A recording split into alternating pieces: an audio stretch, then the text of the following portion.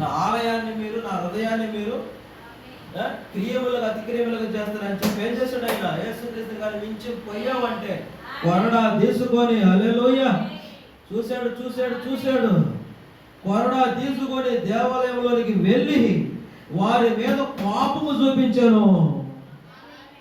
వాళ్ళు అనుకుంటున్నారు మేము బాగా బైబిల్ చదువుతున్నాం, మేము 24 గంటలు ప్రార్థన చేస్తున్నాం. ఏమిలే, వేస్తాడు కొరడా తీసుకొని. బ్రాయిస్లో మతభక్తి అంటున్నాడు దాన్ని. బైబిల్ చదువు, నిగ్రహకు ప్రార్థన చేయి, కానీ వాక్యం చెప్పినట్టుగా ఉండు, ఆత్మ ఫలాలతో ఉండు అంటున్నాడు ప్రవక్త. ఎక్కడ ఆత్మ ఫలాలు ఎక్కడున్నాయి? ఆత్మ ఫలాలు ఎక్కడున్నాయి? లోపల ఉంటేనే కదా చూపిస్తావు. లోపల ఏముంది? విక్రయాలు ఉన్నాయి, కక్షలు ఉన్నాయి, మతాలు ఉన్నాయి. క్రైస్తవుల ఎవరికి? క్రైస్తవ సైన్స్కి. ఆయన కొరడా తీసుకొని దేవాలయంలోనికి వెళ్ళి వారి మీద కోపం చూపించాను. వారు బలను పడదోసాడంటే, వారు ఇస్తున్న బలిపీఠాలు ఏం చేశాడు? ఆయన పడదోసేసాడు. రాయసులా ఆ చోట నుండి వారిని తరిమి కొట్టాను. అది నిజమేనా? నిజమేనా? అటువంటి ఆలయాలు పడగొడుతున్నాడు ఆయన, అటువంటి సంఘాలు నాశనం చేస్తున్నాడు ఆయన. హల్లెలూయా. మత భక్తి చేసే ఆలయాలంతా ఒక దినానికి ఏమైపోతున్నాయి? నాశనం అయిపోతున్నాయి. సంఘాలే నాశనం, విశ్వాసమే చెల్ల పల్ల అయిపోతున్నారు. ఎందుకంటే వాళ్ళు చేసే మత భక్తి వల్ల సైన్స్తో నేర్చుకుంటున్నట్టు వాక్యాన్ని. దేవుడితో కాదు, దేవుడి ఆత్మతో కాదు, దేవుడి ఫలాలతో కాదు, సైన్స్. అలా ఎలా ఉన్నాడో అలాగే మనం ఉందాం. అలా సంఘంలో ఎలా ఉందో అలాగే మన సంఘం కూడా పెట్టుకుందాం. దేవుడు సంఘంగా పెట్టుకోవటం లేదండి. హల్లెలూయా. యేసుక్రీస్తు సంఘాన్ని ఎవరు చూడటం లేదు. అంత సైన్స్ సంఘాన్ని చూస్తున్నారు క్రైస్తవులు. ఎవరు? ఎవరు? సైన్స్ క్రైస్తవులు, మత భక్తి గల్లవాళ్ళు.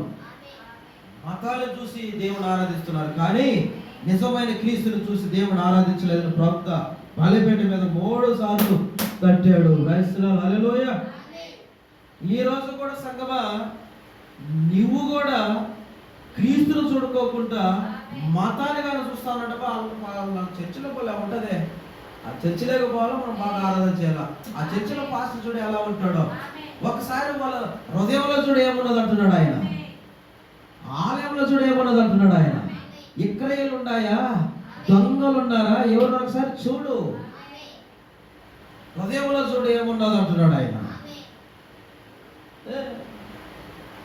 నీకేమో నువ్వేం పేదవాడు అనుకోవచ్చు. నువ్వు జాలరివి, నువ్వు సొంకరువి, నువ్వు పోటుకూలి వాడివి, నీకు చదువు లేదు, నువ్వు పనికి పోవాలి, తెచ్చుకోవాలి, తినాలి, వాక్యం వినాలి. కానీ వాళ్ళంట కాదు, వాళ్ళకి అన్నీ ఉన్నాయి. కానీ వారి సంఘం మీద నీకు విశ్వాసం ఉంటుంది. చెప్తా, ఒకవేళ ఉంటుందేమో, వాళ్ళ సంఘం బాగుంటుంది, బాగుంటుంది అక్కడ వాక్యం అలా ఉంటుంది. అక్కడ మా సంఘంలో ఎలా ఉందో, ఒకటే దేశాలు, ఒకటే అస్సీలు, ఒకటే అల్లరులు. ఈ విధంగా మా వాళ్ళ సంఘంలో ఎంత బాగుందో, మనం బాగుంది అక్కడ బలి చూస్తారు, ఆరాధన చేస్తున్నారు. కానీ వాళ్ళ ఆరాధన కాదు ఆయన చూడమన్నది. వాళ్ళ ఆలయంలో ఏమున్నదో చూడండి అంటున్నాడు ఆయన. వాళ్ళ హృదయంలో ఏమున్నదో ఒకసారి చూడండి అంటున్నాడు ఆయన. వాయిస్లా హల్లెలూయా. దయాలత్వం ఉన్నదా? మంచితనం ఉన్నదా? విశ్వాసం ఉన్నదా? చూడమంటున్నాడు ఆయన. ఆరాధన, అందరూ ఆరాధనలు కూడా చేస్తారండి. పక్షులు కూడా ఆరాధన చేస్తాయి, నోరే జీవులు కూడా ఆరాధన చేస్తాయి, ఆకాశం నక్షత్రాలు ఆరాధన చేస్తున్నాయి, భూమి మీద ఉన్న అనేక జంతువులు ఆరాధన చేస్తున్నాయి, సముద్రం మీద కెరటాలు కూడా ఆరాధన చేస్తున్నాయి, గాలి కూడా ఆరాధన చేస్తున్నది, ఉరుము కూడా ఆరాధన చేస్తున్నది, మెరుపు కూడా ఆరాధన చేస్తున్నది.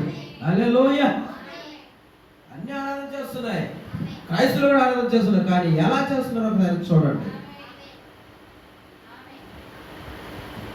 ఈ రోజు చేసిన ఆరాధన రేపు ఉండదు, కాదు అదే ఆరాధన. ఏ టైం, ఎన్ని టైం, ఎన్నారండి, నిరంతరం ఏకారీతిగా ఉండాలి ఆరాధన.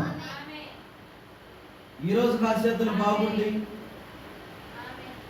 ఈరోజు శుక్రవారం బాగా ఆనందంగా ఉన్నది, ఆనందంగా చేసి వచ్చే శుక్రవారం డల్ అయిపోవడం, నీ కుటుంబం లేదు, బలిహీనం వచ్చేస్తున్నది, అప్పుడు డౌన్ అయిపోయి, ఇది కాదు ఆరాధన. కానీ సైన్స్ క్రైస్తవులతో అలాగ చేస్తారని ప్రభుత్వం అంటున్నాడు. కానీ సుంకులు అలా లేదు, చాలా అలా లేదు. వాళ్ళకి ఎప్పుడు ఆనందమే. ఆమేన్, హల్లెలూయా. వాక్యం వస్తుందంటే వాళ్ళకి ఆనందమే. ఎందుకంటే చదువు లేదండి వాళ్ళకి, కానీ విశ్వాసం ఉన్నది, దేవుడి మీద నమ్మకం ఉన్నది. ఆమేన్, అర్థమైందా? ఎందుకంటే వాక్యాన్ని నేను ఇంతటితో ముగిస్తున్నాను. క్రైస్తవులు హల్లెలూయా. అందువల్ల ఎలా ఉందాం?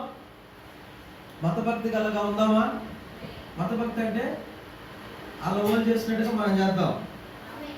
ఆమె అంటే కాదు, దేవుడు ఏం చెప్తున్నాడా నీతో, ఆమె దేవుడు ఏం చెప్తున్నాడా, ఆయన చెప్పినట్టు